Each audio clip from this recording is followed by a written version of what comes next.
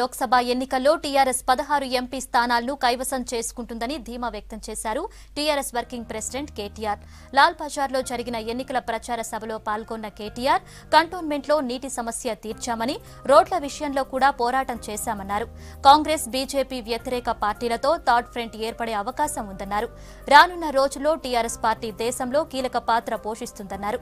ఈ సందర్భంగా పలు పార్టీల నేతలు కేటీఆర్ సమక్షంలో టీఆర్ఎస్ లో చేరారు.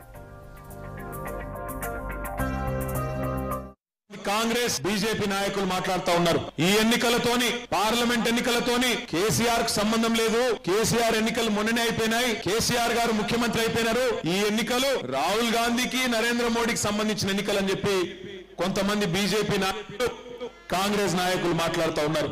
ఇక్కడికి వచ్చేసిన అక్కలతో, చెల్లెళ్లతో, అన్నలతో, తమ్ముళ్లతో నేను ఒక్కటే ఒక విజ్ఞప్తి చేస్తా ఉన్నా.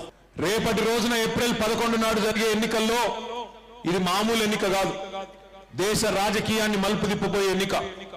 రేపటి రోజున మీకు టీఆర్ఎస్ ఎంపీలు గెలిస్తే ఏమొస్తుంది, కాంగ్రెస్ ఎంపీలు గెలిస్తే ఏమొస్తుంది, తెలంగాణ నుంచి బీజేపీ ఎంపీలు గెలిస్తే ఏమొస్తుందో ఒక్క మాటలో చెప్పొచ్చు. కాంగ్రెస్ ఎంపీలు గెలిస్తే రాహుల్ గాంధీకి లాభం. బీజేపీ ఎంపీలు గెలిస్తే కేవలం నరేంద్ర మోడీకి మాత్రమే లాభం. కానీ టీఆర్ఎస్ ఎంపీలు 16 మంది గెలిస్తే తెలంగాణ గడ్డకు లాభం, కంటోన్మెంట్ కు లాభం అనే మాట ఈ సందర్భంగా నేను మీకు విజ్ఞప్తి చేస్తా ఉన్నా. నేనేదో ఇది ఉత్తగా నోటి మాట అంటలేను. ఒక్క మాట మీరు దయచేసి ఆలోచించాలని చెప్పి నేను కోరుతా ఉన్నా.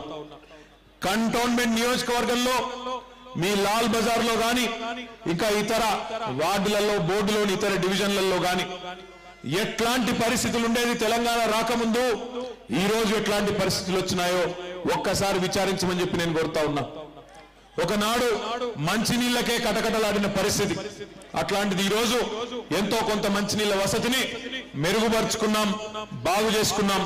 ఇంకింత బాగా చేసే ప్రయత్నం కూడా తొందరలో చేస్తా ఉన్నాం.